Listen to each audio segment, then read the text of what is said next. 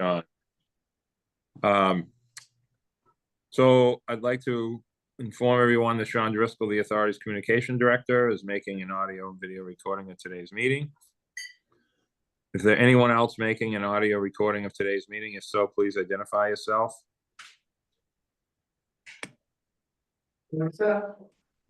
Louisa. Louisa Hofstadter with the Vineyard Gazette, making a little video audio. Thank you. Thank you. Good morning. If you are joining by excuse me. Hold on 1 second. Okay. Jason. Yep. Good morning, everyone. Jason Graziadei, Nantucket Current. Hey, Jason. Good morning. If you are joining virtually, please press the raise your hand icon. Hold on. Matt, hold on 1 second, please. Okay. All right. We'll give you the go ahead. Okay. You can go ahead now.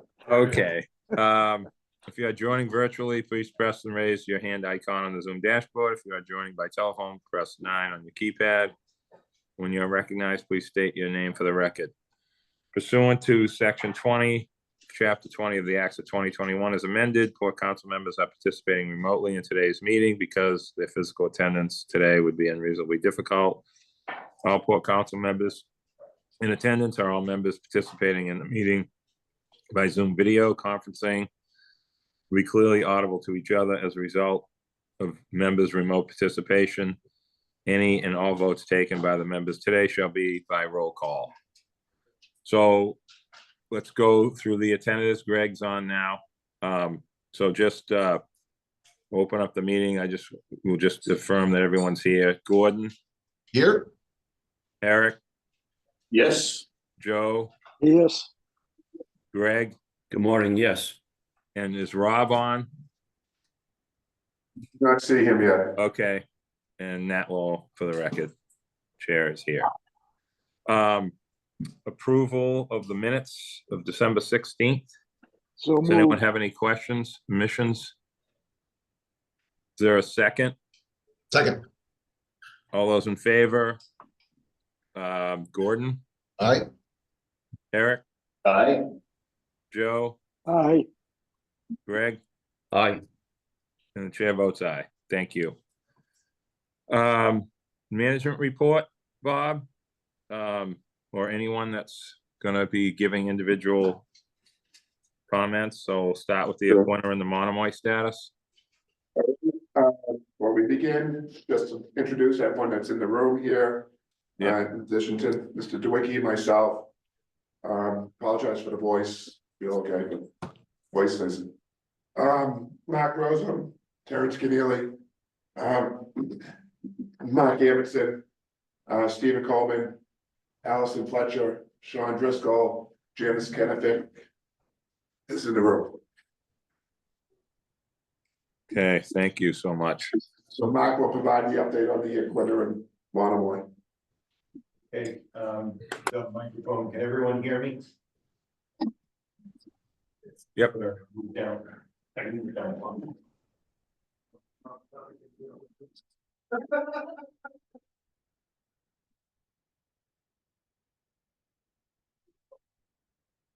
Good morning, everyone.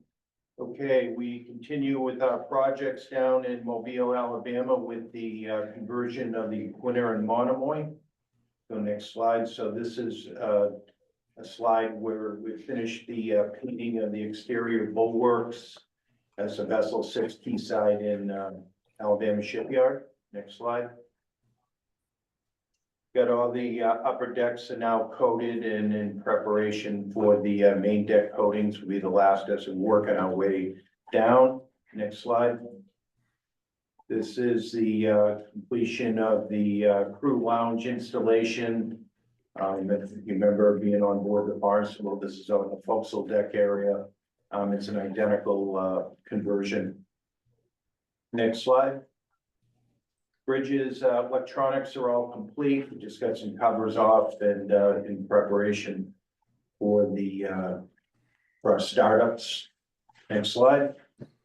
So current situation is our freight deck coatings are going to be starting this week We got some pretty low temperatures down in Mobile right now. That may affect a day or so, but our deck coatings will be done this week. Mechanical startup on the 10th. We are planning the stability incline test for the 20th of January. And then pending the results of approvals of the stability tests, the sea trials and Coast Guard sea trials and departure. But we're getting close on the Aquinnah. Next slide. So this is the Monomoy. Right now we have the mid body removal has been complete, and we're loading all the removals of all the interior equipment, and also presently we're installing the subdivision bulkheads. Next slide. This is a cross section here. You can see the double bottom tanks and the side tanks and what was left of the liquid mud tank in the center. Next slide.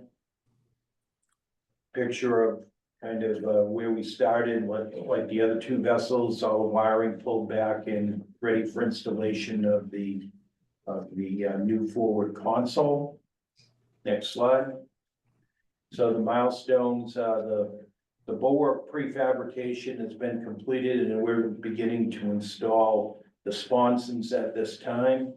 Mid-body removal is complete. Stability test is scheduled for May 2025, and sea trials a month thereafter.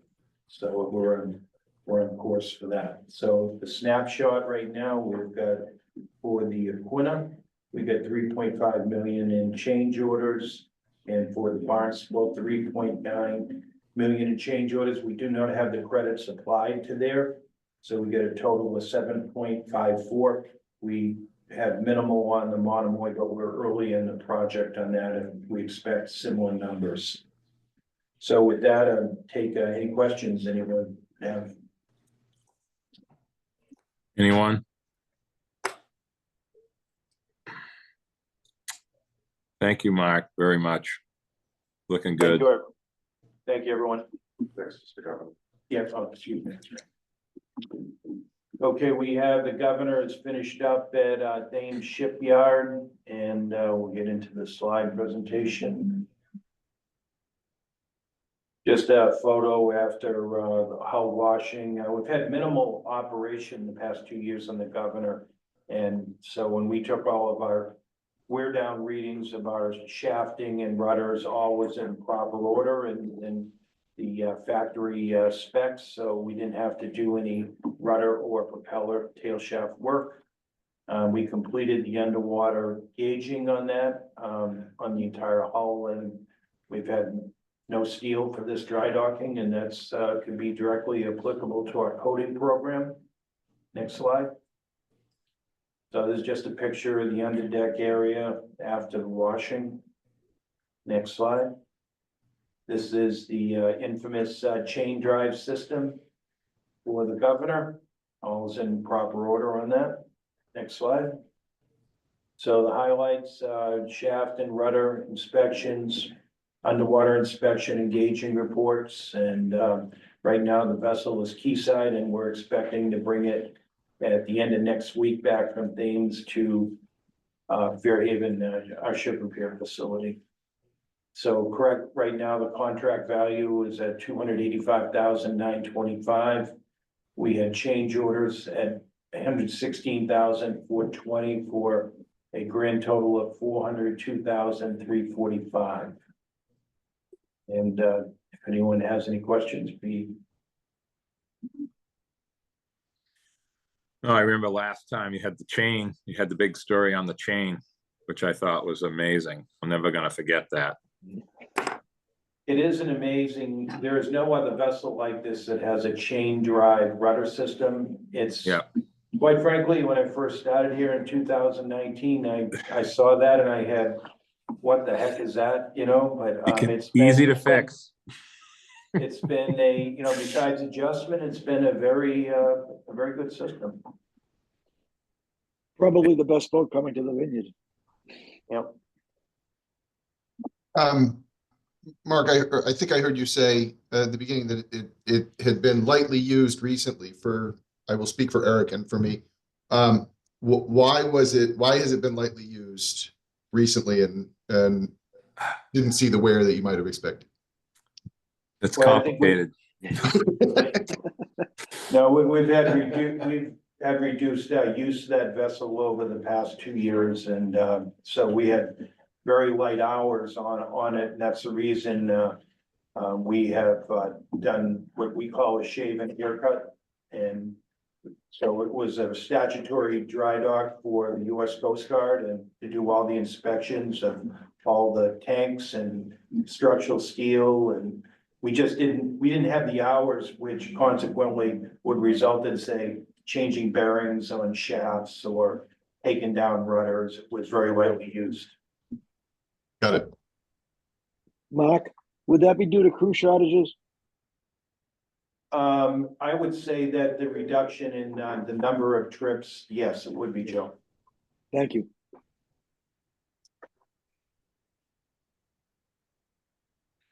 Okay, does anyone else have any questions on the oldest boat? We'll move on to the Okay, next. thank you, everyone. Thank you very much, Mark, for everything you're doing. The Woods Hole project, terminal Okay. project, Bob? Yeah, so we didn't have this in December, so give you an update.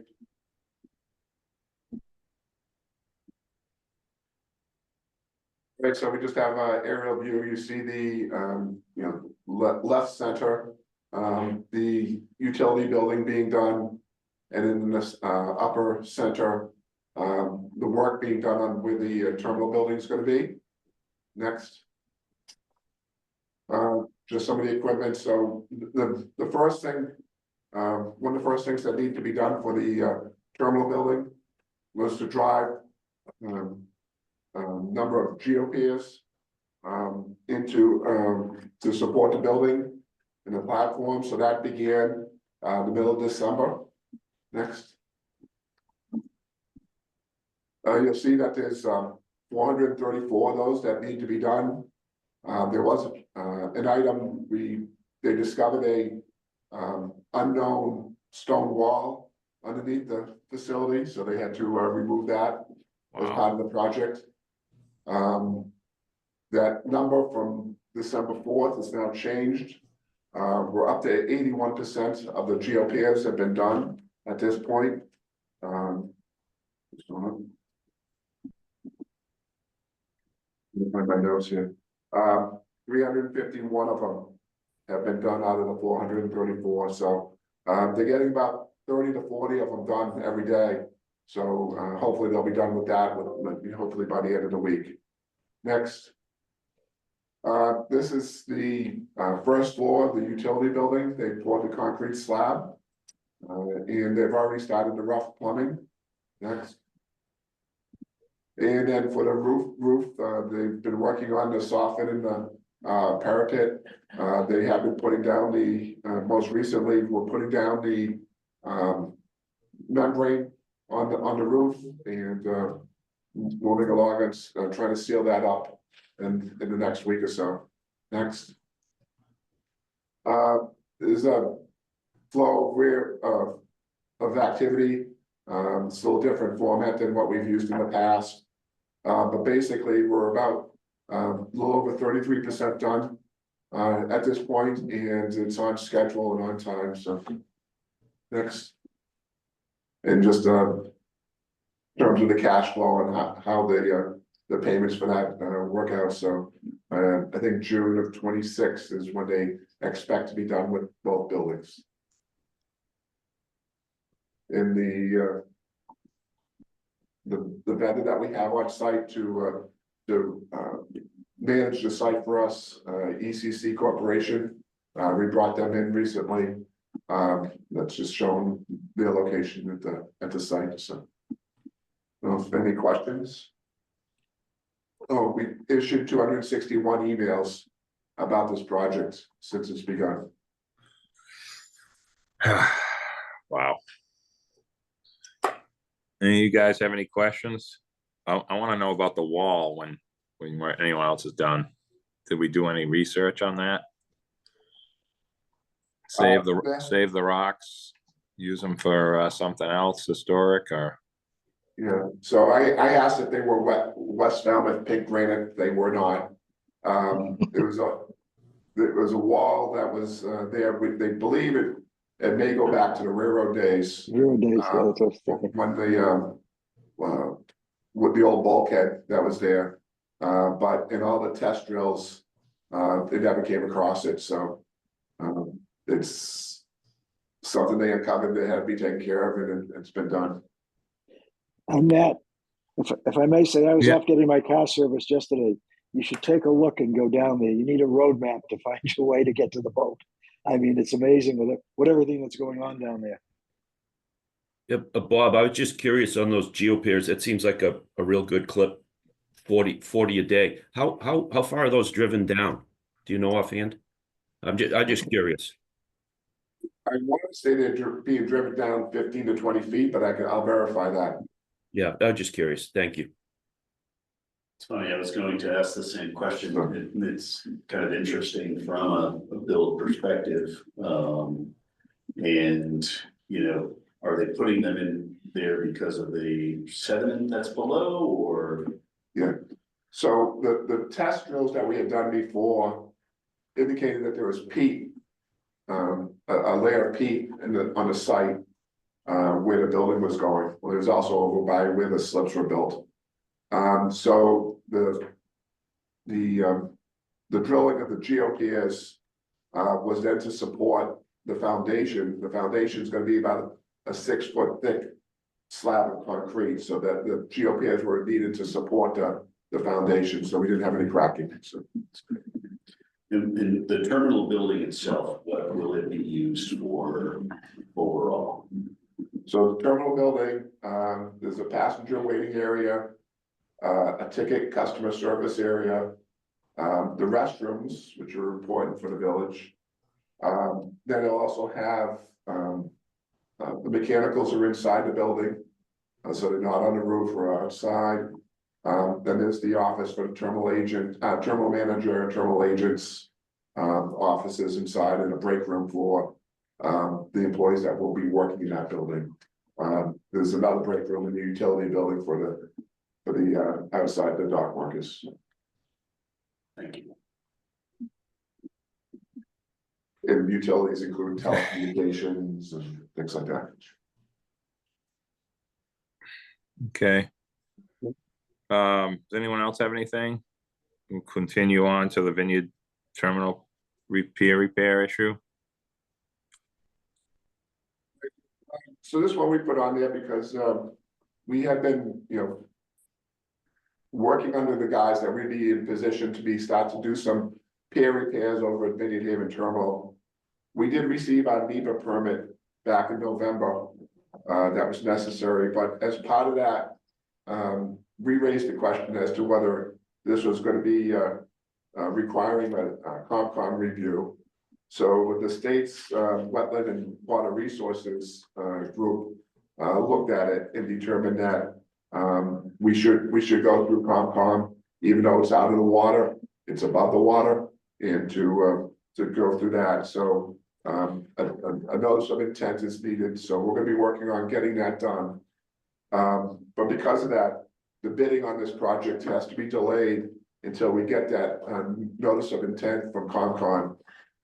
So we've opened up the 5:30 trip, the berth, the freight boat on island, as we've done in the past. And as when we presented the schedule for approval, we had requested that ability to be able to make that move if need be. So when we find that we're not going to be doing the work there at this point, we're going to be looking at what dates we can start this in the fall. We have talked with the engineers. They're not concerned about the condition of there's nothing critical that needs to be done at this point, but just going through the COMCON review and then going out to bid and everything, this project will have to be put off till the fall. Does that affect anything, Bob, with contractors and change ordery stuff, having to pay people? Have they mobilized? No, we had to wait for the state to sign off on the NEPA permit, which they did, but then, as I said, after they did that, I raised a question with them about COMCOM, and it took them a while, but they came back saying that, yes, we should go to COMCOM on that, so we have not placed this out to bid because we need to have, Okay, since there is some federal monies that are gonna be involved in this, we need to have a approval from the a contract with the Commonwealth before we can put the bid out. okay, thank you. Joe, you got anything over there for this, or we good? No, I'm good. No, I'm good on that. Okay, We do, however, have a separate project that involves Vineyard Haven Pier, and that's the replacement of the transfer bridges. So we're gonna be getting together internally here to look at what the best dates are. We have the transfer bridges over Nantucket that will be replaced, along with the gallows and everything in the counterweights and everything. And then, when they're done with that, there's a separate contract to do the same thing over in Vineyard Haven. So, we're looking at when we can schedule that, when it's gonna be least disruptive. It's gonna take a week to 10 days per transfer bridge, for the work to be done. So, we'll be down to one slip in both locations at some point. I expect that the Nantucket wants to be the latter half of February, and the Vineyard Haven wants to be sometime in March, most likely. So Bob, so you're talking probably close to 20 to 25 days in Vineyard Haven if you're replacing both of them. Is that correct? Yeah, and hopefully it's the same vendor, so hopefully as they move along, they learn some efficiencies to be able to do this, but. Bob, can we, I was actually had this written down for other business. It's not on the agenda, but I do want to talk about this. Just a general conversation about like the plan, but you already kind of just said it, so I guess we're good.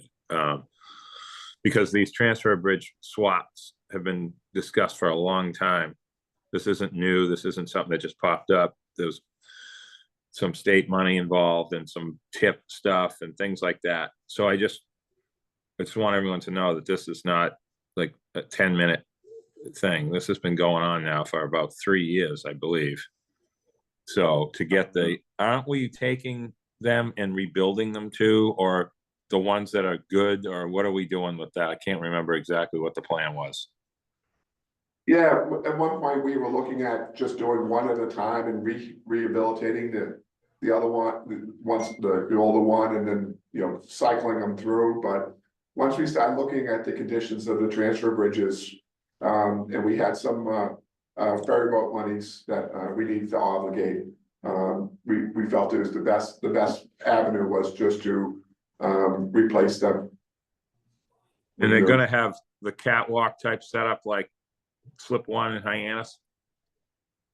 No, it'll be as existing. The issue we did look at whether they could be a little bit wider, but that involves a bigger project in terms of resetting all the fendering system and everything else. So it's just a replacing kind. Okay. Just thinking about climbing up there and easier maintenance, easier to get access to all that pulley stuff. Okay. Well, they will have the catwalk on the top, if that's what you're referring to. Yeah, I am. Yeah, That's what I mean. They will have that. So it'll be for maintenance purposes. It should be an improvement. Okay, excellent. The next thing is this RFR issuance, IT. Whoever's got that, Steve or somebody. Steve can give an update here. That's understood.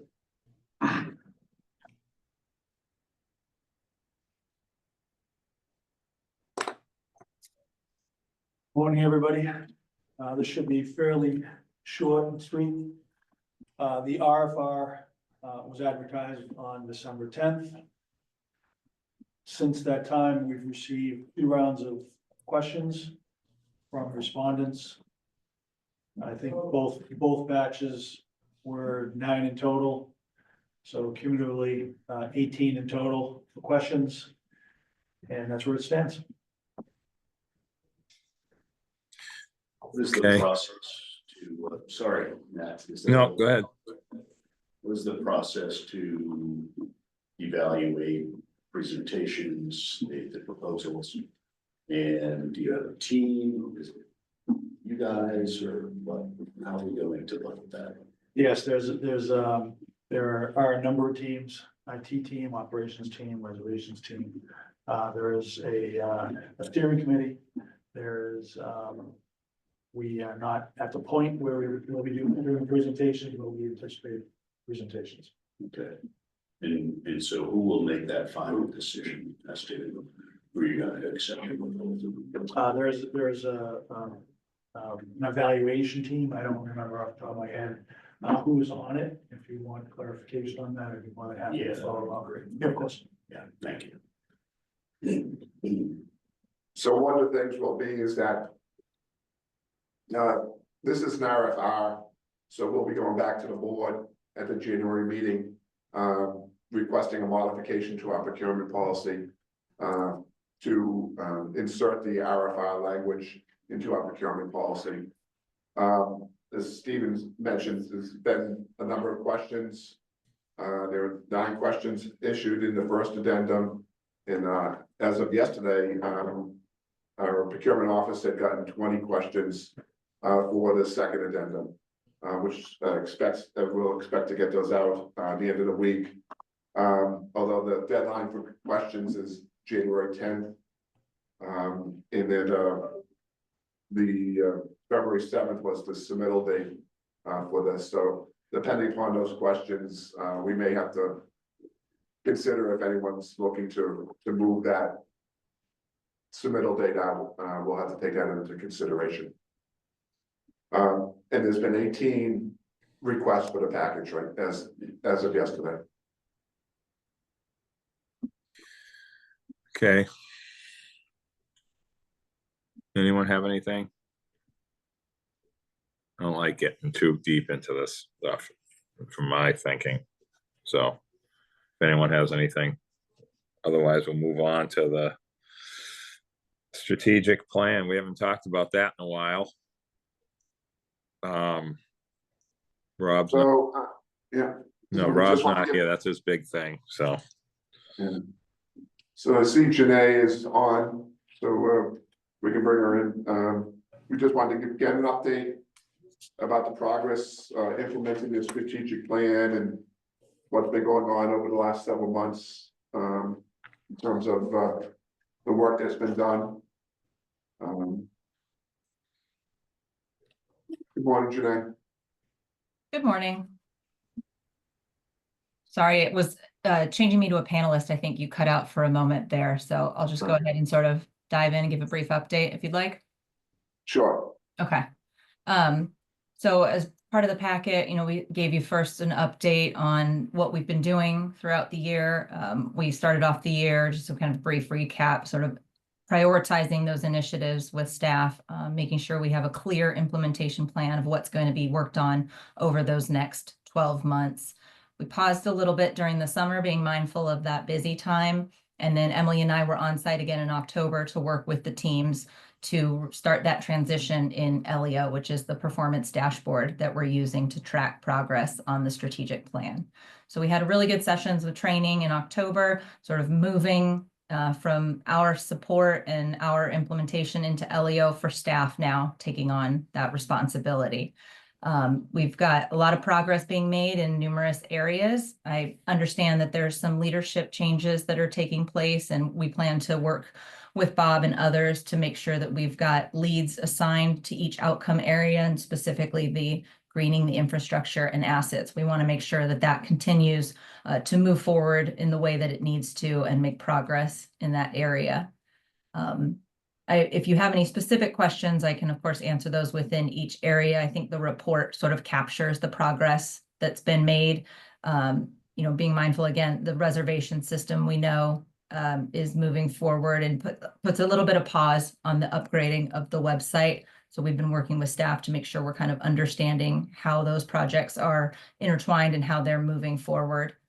Our next plan from here on out is to have virtual meetings again with the team leads, continue to gather the data, to update the KPIs and make sure that we're making progress and accurately reflecting the success that you all have been making within each area, and continue to work on that transition of sort of handing this off to staff to continue to track moving forward in the future. Our plan is to be on site to provide a final fourth quarter report that will take place. We're thinking perhaps in the March meeting, but that's something that we still need to discuss with Bob and determine what that approach and the best timing is going to be. But I'd like to just open and allow for any questions. If you have questions on specific areas of the report or anything, I'm happy to answer, or, you know, what we intend to do moving forward. Anyone have any questions? Some of the people, like you said, Jana, are new here now, and they don't, you know, I don't want to say they don't know about this, but there haven't been it, especially the thing that we had at the Cape Codder, that weren't there for that. So wasn't it the Cape Codder? Whatever the hotel was in Hyannis that day. So does anyone have anything? I have a little bit of a sort of a question, not even a question, but more of a comment, if anyone else wants to go first, though. I guess nobody's saying anything. So Jana, so it just, and this is more like to Bob as well, to the team, is it's been a while since we've met with you. Is there, we have a lot of other things like the IT stuff, things, a lot of things have happened that would be, have some connectivity, I'll try to use fluffy words, to the, to this plan that like were part of it a little bit, and they may have, you know, some connection. Has that been reviewed? I mean, some of the things that have changed with or without the strategic plan that are sort of part of it. I'm just, that's my only point. I'm not asking anything specific, but I know that a lot of things have happened that may or may not change some of the, or alter some of the talking points and, you know, whatever, the list of stuff that is part of your strategic plan officially. Right. Those are conversations that we're having with staff when we do meet with them, understanding that the plan is a living document. We know that there's going to be changes that take place, things that impact the initiatives, things that, you know, need to be incorporated into this. It's not just set in stone and we can't change this at all. So those are definitely things that we've been discussing with staff, discussing with Bob as well as we move forward, and making sure that we're incorporating those into the plan. How is it going to affect deadlines? How is it going to affect resources that we have? Do we need to kind of reprioritize what we're looking at within each initiative or within certain tactics? So I would say absolutely that's discussions that are being had, and we'd like to continue those discussions as we move forward over the next couple of months, kind of wrapping up the fourth quarter report once we get some data from that now that the year has ended. Okay, and then to follow that up, thank you very much. The communication stuff, some of the improvements with IT, I mean, all the things that the general public, traveling public, both islands have different improvements that need to happen. Okay, you know, and that I think is, if we were gonna, if I had my way, I'd reset all this stuff and sort of like have like a list of, you know, simple improvements, customer service things on both islands. I mean, one of them is coming up as, you know, the blue line type thing, and Allison talks about that. There is things on that route that are completely different than Nantucket. And I'm hoping that all the stuff that we've been through in 2024, we can use as a positive resource. See that? I use the word resource. See, that's one of those words that means so many things, right? That you can use that in last year's, you know, I don't want to say unfortunate situations, but like use it as a learning experience and fix things or help add to your project to help us, okay? Because we're already into this, and there's probably a lot of people wondering, you know, what's going on with this. Well, I just think that we need to take some of the, you know, identify the major things last year and add some stuff into your planning tools with staff. And staff knows, they know what's going on with all this. You don't have to get into details. So that's all I have. Thank you. Anyone else have anything? Nat, Yes, Eric. real quick, Janae, one question I have is, are you able to utilize the port council and the board a little bit more? Port council, if you look at the screen right now, you've got a great series of subject matter experts. How can you utilize us better, maybe, to help facilitate some solutions, some answers to lessons learned, those type of things?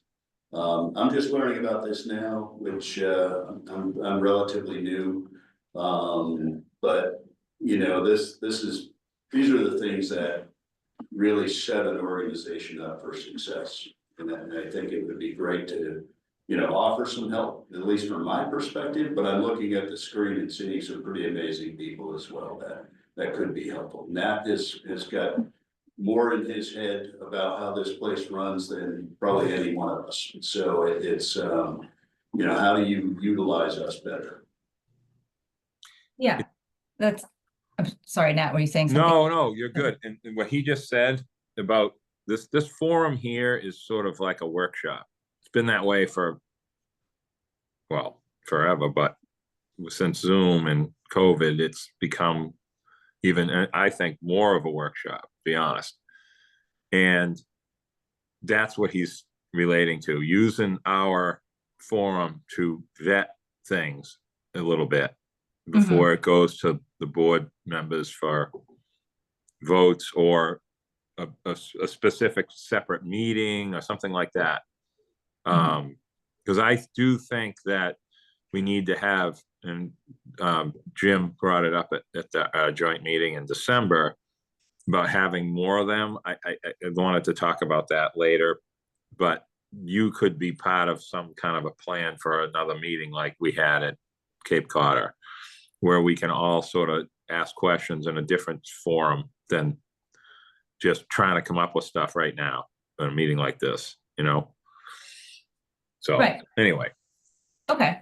Yeah, that's understandable. And I know, as you mentioned earlier, it has been a while since we have discussed this or had a workshop of that nature. The way the initial plan was set up, there was a bit of a separation between, I think, the board and port council, the administration of it, if you will, and creating the plan and thinking of that future forward vision versus the operations of now boots on the ground, working the plan and implementing it. So I'd be happy to chat with Emily and our team and reach out to Bob and think about, you know, opportunities that we may have to kind of integrate with you all more, have those conversations again, now that we have moved quite a bit along in the process. And as you said, many things have changed over the year. So that's something that I can certainly follow up on and see if there's a plan that we can implement moving forward as to how we can sort of best tap any expertise in the room that may have not been discussed yet.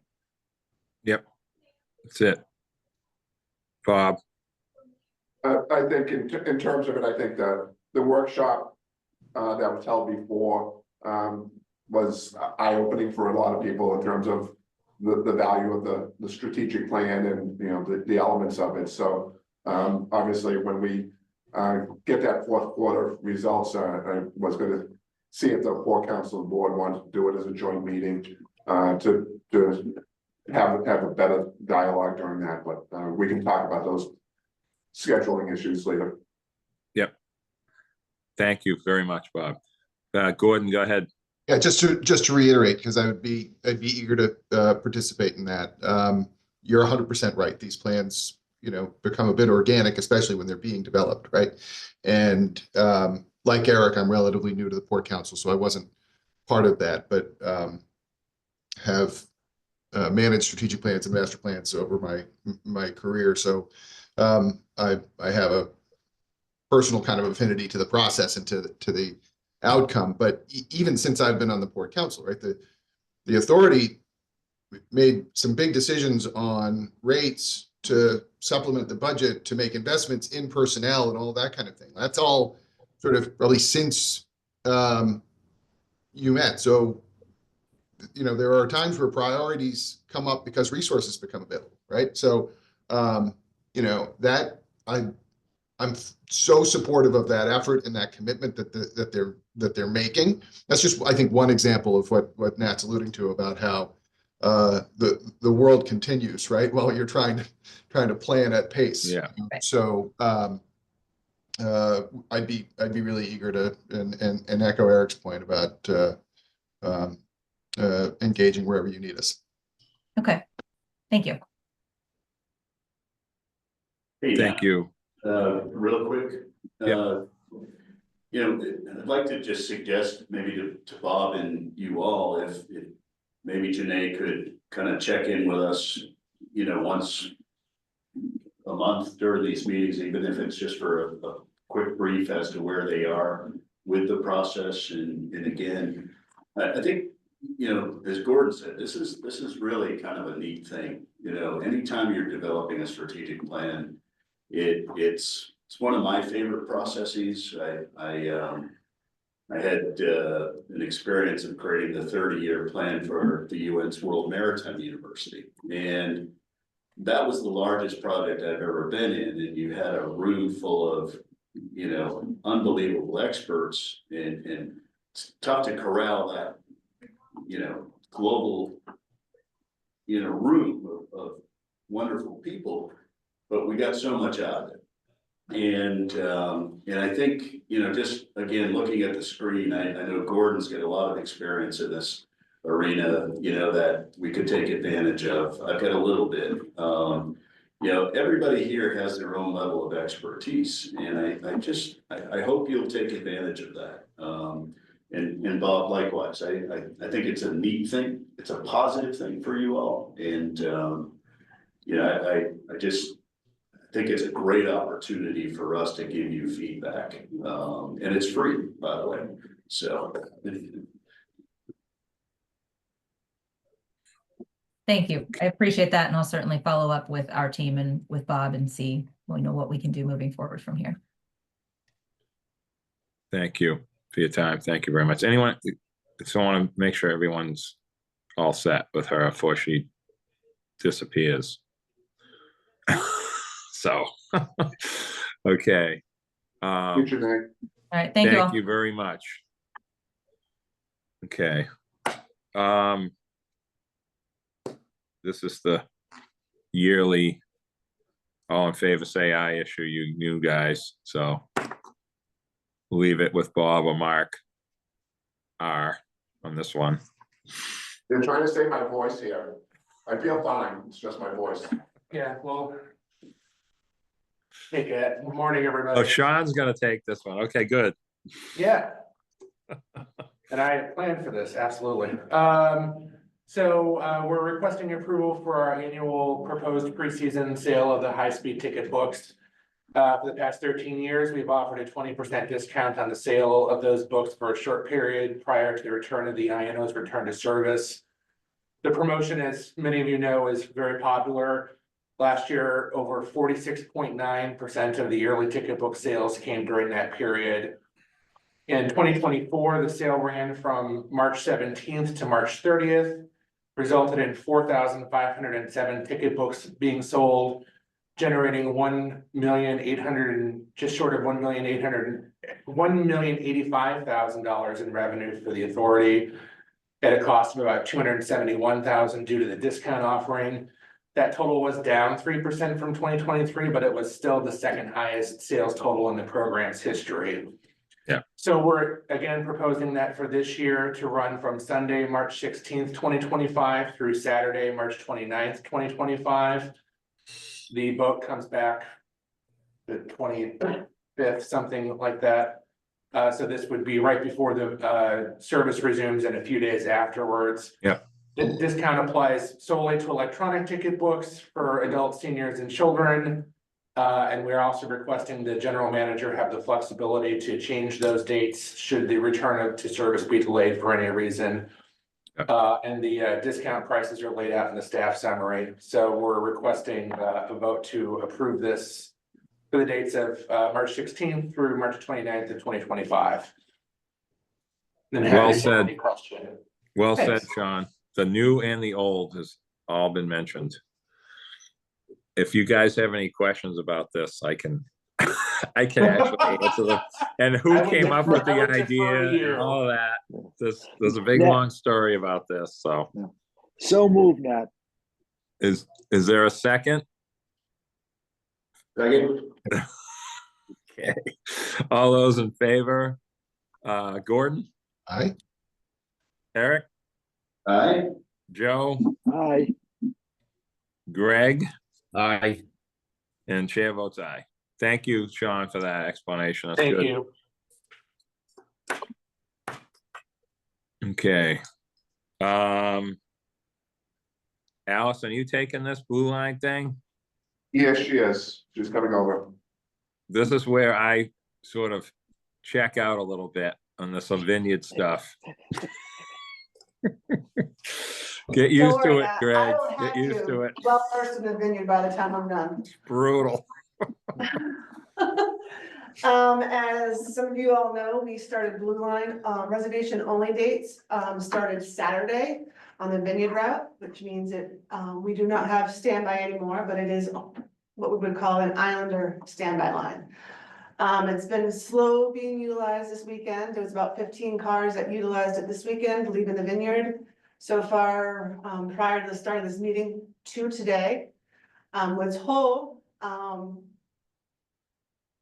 due to the time of year, there's been a lot of space, so people are just getting on boats. It's been working out relatively good so far. Mailers went out to all island residents, explaining to them what the Blue Line is. There are QR codes at the terminals that link to our not our Facebook page, but our website that also goes into detail. We are looking at modifying our standby program, which is utilized on the Hyannis and Nantucket route, to be able to help call back people if there's no room on the property. If it gets to that point where there's no room on the property to send these blue lines, there'll be a callback service for them. I'm not sure, we should be testing it this week. And then once it's tested and we know it's working fine, I will go around and show the ticket sellers how it works. And we'll get that rolling out as well. Any questions? Yes, Allison. Joe. You know, I'm not too much in favor of this, but we're keeping track of this to see how many people are using the blue line from each port. Yes, right now we are manually keeping track of it because we don't have the program yet up and running. But once that program is up and running, we will be able to track it that way as well, so. And it's going to be hard to probably judge in the wintertime as far as people coming from New York or Boston or Connecticut as to whether or not they know about this. Have they been notified either through emails or text messages, people that regularly use the line that come from off island? I mean, those that are not in the Those programs. that are not in our system, yeah. It's on the website and it's also been on social media as well, so between those two. But at this time of year, we do have relatively a good amount of space on the boats, so when they do show up, a lot of times they just go into the terminal and make a reservation and they're all set. Yeah, well, I know that from my own experience yesterday. I came down a little early because I was on the 2:30 boat and was going to go on the blue line. And when I got down there, the freight boat at 120 was nobody on it, so I got on that. Yep. Secondly of all, how has the traffic been just this weekend with the construction going on? It's trying, but the Woods Hole Terminal is doing really well with trying to utilize every square inch they can on that property to start staging vehicles and trucks. It's more of an issue during the week when we have more of our shippers running and trying to find places to park 64-foot trucks at a terminal that doesn't have the space anymore. So, but they've been working the terminals over there. The agents have been working magic down there, so I gotta give that whole team props on how they're dealing with the progress, so. And my last question, which just came up, since the work is not gonna be done in Vineyard Haven this year, can't we just have regular standby on the from the Vineyard going to Woods Hole instead of using the blue line? I'm concerned with people getting confused when they start coming off island and they just go into the standby line and then they wanna come back. And they start, I hate to say the wrong terminology, but then they start asking for standby, we don't have standby, they get frustrated. When unfortunately it just is coming down to terms. Okay, Yeah. but it would, go ahead, I'm sorry. Yeah, that's okay. No, I mean, it's a valid question to ask. It needs to be asked. But like I said, right now, it's been going very well. I spoke to Aaron Brown, like I said, prior to the meeting, and so far only 2 people have come down requesting it. For all of January, February, March, there's a good amount of space available, so making reservations in general shouldn't be too much of an issue. Obviously, the week of school vacation is gonna change. So obviously, we'll keep a better eye out on that, but so far it's been going smoothly. It'll be interesting to see how it goes this week, so. Yeah. I'm just concerned about people coming to the island that don't know about this and realize that there is no that there is no standby, and the amount of revenue that might be lost because we don't have standby coming from the mainland to the Vineyard. But it's just like in the summertime, and I mean, from working at the terminals, I used to see a lot of people show up random day in August thinking they're just gonna get their car on the boat and having to explain to them that they have to call and make a reservation. And this time of year will be a lot easier than the summertime trying to do It's true. a last minute trip, getting a reservation, so. thank you. Yep. Come on, Nat, no questions? Oh, I listen to this and I cringe because I just, it's gotta be a way to fill that boat when it can be. That's all I can say. That's what And the boats have been going out full when, I mean, obviously, when it gets later in the night, that's a different situation. That's different. but I the don't- trips during the day have been going out. They haven't turned away anybody, so. Yeah. And I you're mean- talking about I'm sorry, you're talking about the text and the callback. When would that go into effect and how can that work? I mean, are people just gonna be hanging around waiting to get their text around Woods Hole? Just So driving what we're around? gonna do is, so depending on the location, so Vineyard Haven, they're utilizing, I believe, 2 lines, so they're getting almost 20 cars if they needed to in the blue line at one point. That's good. There's space there, I know, yeah. Yeah, obviously Woods Hole is a different beast altogether. So what's gonna happen is it's to say we're in Woods Hole and there's 12 cars and that's all we can stage. The 13th car will go inside of the ticket office. They'll be put on standby. We'll tell them, go off into town, go grab a coffee, run some errands. We'll send a text when we need you back on the property to line up.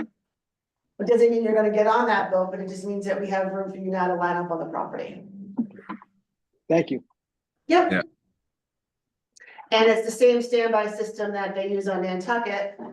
And I'm sure Nat's utilized that, right? Come on. That, what you're talking about there is pretty close. It's not a mixture between the old Nantucket way and the new Nantucket way. Yeah. Kind of. Yeah. Yep, so, No, I just, whatever we can do to fit people on the boat to make them happy. Like and some, I think this You will know. help out a lot too in the summertime when we do have to close down Blue Line because it's the summer and it's organized chaos at its best at the terminals, that we'll be able to put these people on this list. So they don't have to keep checking in every time a boat leaves or every 20 Yeah. minutes. Can I get in line? Can I get in line? They can just go off, enjoy their day until they get the message to come down. is there any, and I'm sure you've already done this, Allison, so I don't mean to, be redundant. Booking the boat fuller, like the allocations on certain trips.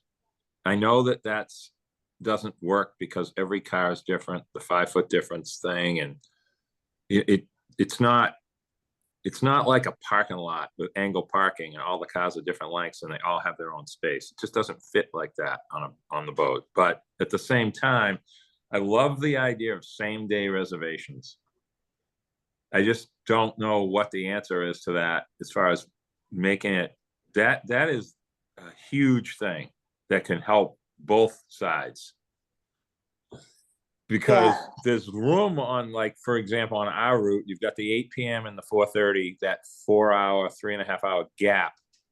And there's a lot of times you could book on that 8 and go down on standby for the 4:30, but you have the reservation in hand for the 8 if you could book in the same day. Right. And trying to book it to the maxes, we do try to do that as we speak. Yeah. Where we run into a little bit of issues is with the truck spaces because there's such a large gap in between Yeah.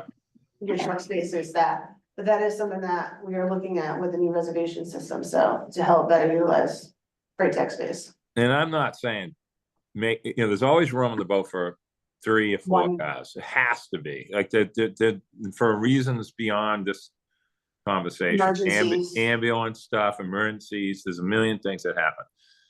But booking to where there's enough of an averaging is what I'm talking about. Yeah. I know that you understand that stuff. So, okay.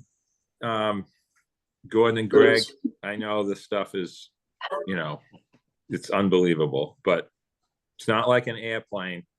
I say that, I haven't said that to you yet, Greg. Every person that sits in a seat is a person in a seat on a plane. But it doesn't work that way here.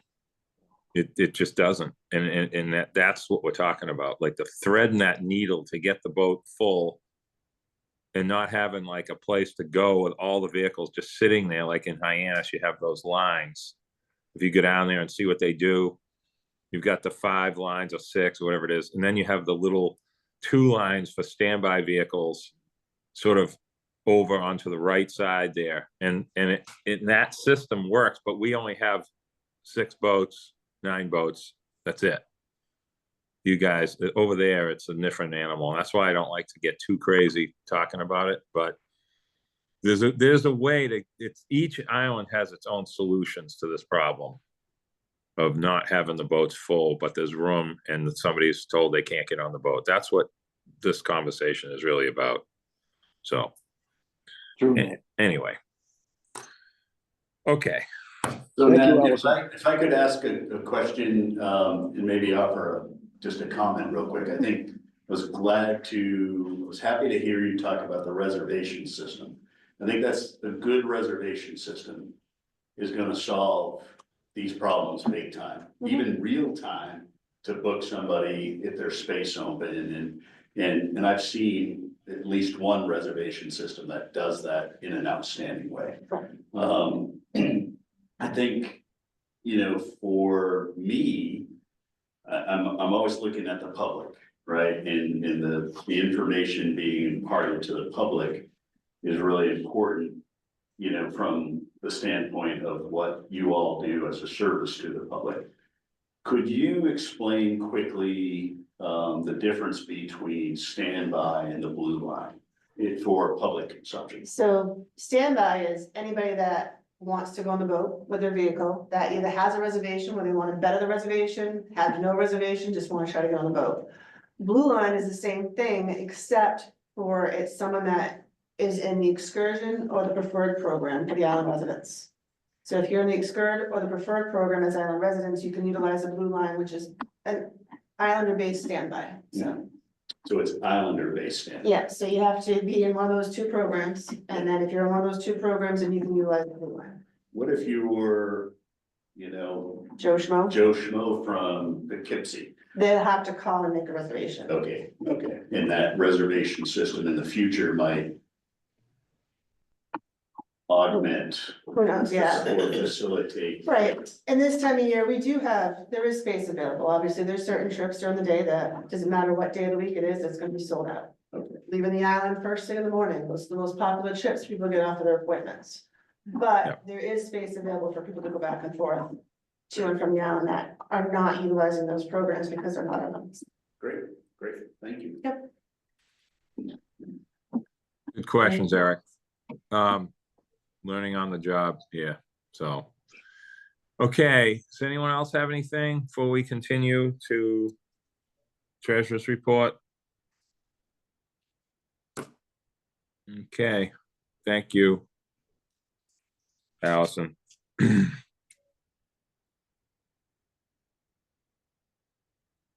So Mark, are you up next? I am. Good morning, everyone. So we get the business summaries for the month of November. Total passengers combined for both routes in the month of November are up 2.3% at just over 4,400 passengers, with the Vineyard route being up and the Nantucket route being down. Year to date, we're up 0.5% or just around 14,683 passengers. Passenger vehicles carried, and reminder, these are all one-way traffic statistics. The Vineyard route was up slightly, 0.4%, 162 vehicles. The Nantucket route was down 13%. Putting this together, both routes combined were down 1.8%. Year to date, we're down 3.4% combined for both routes, and you can see it's primarily the standard fare vehicles on the Vineyard route that are driving that number, as well as the Nantucket route is down across the board for passenger vehicles. Freight vehicles were down 1.1% or 73 vehicles for both routes combined. Year to date, we're up 0.9% or 865 vehicles. Cars parked, mirroring similar to what the passengers were, both routes combined were 5.8%, with the Vineyard route being up and the Nantucket route being down. Year to date, we're up 1.6% or 2,556 vehicles parked. Trip summary for the month of November, we had 4 trips canceled for mechanical, 12 for weather, 20 for traffic. So that's what we're looking at, and down in the purple and the green, we can see the current year percentages, and last year was in the green for what the percentage cancellations were in the previous year. Financial snapshot, revenues were pretty flat or up $73 on $7.8 million. Other income was up $1 million, and that's really to do with the timing of grant revenue. Year to date, the other income is up $2.7 million. That's really with higher interest rates on interest income. Looking at operating expenses, we're down about $8,000. Putting this together, we had a net operating loss at $2.6 million, which was below budget by $1.1 million. Year to date, we're ahead of budget on our net income, about $1.9 million. We're coming in just over $15 million. Additionally, we had capital grants for the month of November of $11.7 million, and that's to do with the Aquinnah and Barnstable reimbursements with the CCRTA that was mentioned during the ceremony for the Barnstable. Operating revenues, we can see the automobiles are down as with the standard fare, it's down 18.6%, but overall, we're pretty flat, 0.0% or $73 for the month. Year to date, we're down $3.3 million at 2.4%. You're seeing the automobiles down, being offset by freight revenue and other revenue. Operating expenses for the month mentioned before was down $8,000. We can see the general expense was down $341,000, and that's really to do with some of the timing on the pension and healthcare expenses. The previous month we were up in those categories, but year to date we're down $1.9 million at 1.6% expenses, and you can see the big driver there is the depreciation and the amortization of $1.5 million, and that's due to the timing of the boats coming online. Traffic for the first 3 weeks of December, both routes were up, combined for 4.9% for the first 3 weeks of December, 5,800 passengers. And that puts our year-to-date total with 10 days left, being up 0.7% or just over 20,500 passengers. Vehicles carried, both routes were up for the first 3 weeks of December.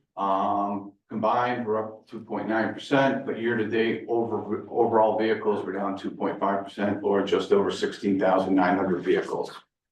And that includes the freight and the passenger vehicles in that slide. And with that, I'd be happy to answer any questions anyone has regarding the business summary. And there's more detail in the packet, so.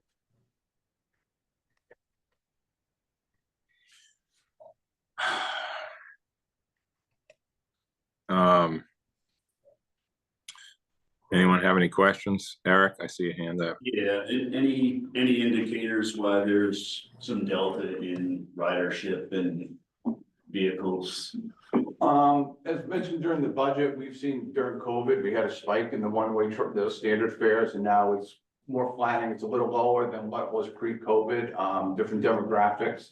On the Nantucket run, we had a schedule change, that created less deck space for cars, so that was a driver on the Nantucket run for old cars overall compared to the Vineyard route excursions, rough and standard are down. On the Nantucket run, all those categories are generally down. Now, will those be made up when the new vessels come into? Yeah, we'll expect the Nantucket route to normalize next year with the new vessels coming on. Thank you.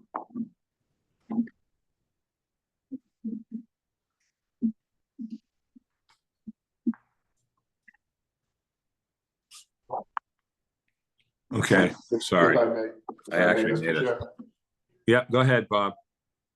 Just want to, point out that, speaking as the former treasurer, that kudos to Mark and his team for the numbers coming in so close for the month. So what, $73 in revenue and $8,000 in expenses overall. Kudos to that. Absolutely. Yeah, well done. Can't take credit for that, so it's how they fall. So if there's no other questions or comments, then I'd like to move on to the investment policy reauthorization. So the Commonwealth requires us to formally adopt our investment policy every 2 years, and in the package is our investment policy. We initially adopted this policy in 2003, and we reauthorized it in the odd years from 2013 through 2023. As a side note, on the even years, we do the debt policy. We are not recommending any changes to the policy this year. We invest conservatively on a short-term basis. Short-term means investments less than 1 year. Our investments right now are in the MMDT, was the Mass Municipal Depository Trust, which is a state-sponsored program. The average return right now is for the last 7 days is 4.62%. The average maturity in that program is 41 days. And 60% of the maturities in this program are under 7 days. It's a very liquid fund, and they invest in short-term paper. So with that, I'd be happy to answer any questions, but we are looking for approval to reauthorize the existing investment policy. And by the way, we do not invest in any equities, crypto, or anything like that. So moved. Second, Okay, all those in favor? Gordon, Aye. Eric, Aye. Joe, aye. Greg, Aye. the chair votes aye. Thank you. Thank you. Um, That's it for me. Okay, thanks, Mark. Okay, other business, no, excuse me, old and new business. We don't say other business this meeting. That's my other meetings. So Jesus. in your packet was goals for what would normally be the current, July 1st to June 30th year. This is something that is usually done following the general manager's review, but since that review has not taken place, I think it is, we need to be putting out what the goals are going forward. In general, talking about the Woods Hole Terminal reconstruction project, overseeing that, continuation on our safety, quality, and maintenance system. The strategic planning, as you heard a little about earlier. Then also looking at projects, the solar developments in terms of, getting solar panels here at Palmer Ave. Overseeing a new solicitation for a new reservation system. And then to start looking a little closer at where we stand now in terms of the vessel replacement program. And again, the remaining ones are typically goals that are continued from year to year, continue to seek federal grants and state grants, public engagement.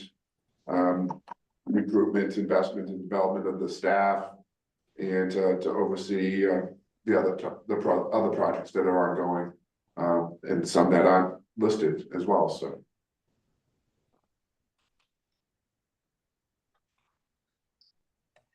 Does anyone have any questions for Bob? Yeah, I've got some. Hopefully we can have a conversation about, you know, how to augment marine personnel development. And Bob, you and I have spoken personally about, you know, the old days, you know, and how crew used to be taken care of, and from a recruitment standpoint and a retention standpoint. Yeah. And one of the things that has concerned me, as a former sailor, as a former professional mariner, and, you know, in my role as a college president in the only private maritime school in the country, private maritime college in the country, is the fact that the crew doesn't really get fed. And this is something that, you know, when you look at your budget, it probably covers about 1.3% of your overall budget. But kind of the resultant factor in that is the happiest moment of the day for crew is a meal. And I think it's something worth discussing in with, you know, whomever it is you talk to, you know, within the crews and your crewing department. I think you would see better recruitment locally. And I think you would see opportunities to retain your crew if they feel like it's a home, right? And it's a real simple thing. And I think it's worth doing a study at the very least, to not say yes or no, but really look into the positive outcomes, because it seems like crewing is your biggest headache, and dealing with kind of making sure you have enough people and you have enough support from the people that are working for you. I think it's a worthwhile effort to look at, and I'd really like to put that out there, not to be pushy, but, you know, as a kid, my very first commercial job was with you guys. And boy, that was a happy moment to have the cooks on board, and they provided great meals. And every professional mariner gets that pretty much. You know, they have those opportunities. And I think that is what would separate you from others, as a way to really find great people to work for you. And it's not a judgment call, it's just an offering of, hey, I think this is important enough to look at for the future health of marine personnel. Okay, so I think something like that would fall under the oversee the recruitment and investment and development of, you know, it's not just storage side staff, it's the vessel staff and things like that. So whether that's becomes part of a matrix that we're looking at in terms of training opportunities, onboarding opportunities, things like that, in order to attract people, but then also this would be more the retention. Yes. Yes, And so that, I think, in general, I try to keep these as broad as general. But I think that could be something that we could incorporate under goal number 9. great. Thanks for considering it.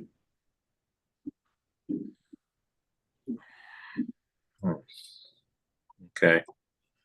Anyone else have any questions on this topic, or any new or old business to add? Yeah, so regarding the goals, I don't know whether the you know, if there's anything that, you know, that any of the board council would, in addition to this, that needs to be incorporated that I missed, please feel free, but otherwise, I would like to have the board council vote on this to so we can move it forward to the board at next month, later this month. Okay. Is there a So- motion? Okay, moved by Eric, seconded Second, by Joe. All those in favor, Gordon, Aye. Eric, Aye. Joe, Aye. Greg, Aye. and the chair votes aye. Just any additional public, any additional old or new business that any member wants to bring up? That's what I sort of meant. I'm sorry, Bob. We've kind of covered quite a bit of stuff with the stuff with Allison. The stuff with the strategic plan, staff person. Bob brought up the slip issue in Nantucket, which I was gonna bring up, and it's already been covered. And the same day booking thing, I brought up, that was also on my list, so that's already been covered. So anyone have anything? I don't wanna make the meeting go on any longer, so we'll continue to public comment if no one has anything. Sean, just give me a little heads up. Yeah, if anyone has any public comment in the audience, you can hit the raise your hand icon.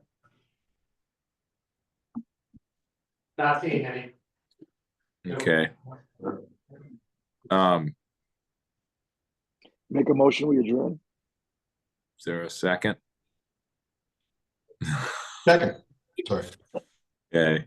All those in favor, Gordon, Aye. Eric, Aye. Joe, Aye. and Greg. Aye. Welcome, Greg, by the way. Thank you. I don't think I said that earlier. Thank you. Okay, everyone, thank you for Thank you, everything, everyone. and Thank you. Next month. Thank you. stay warm.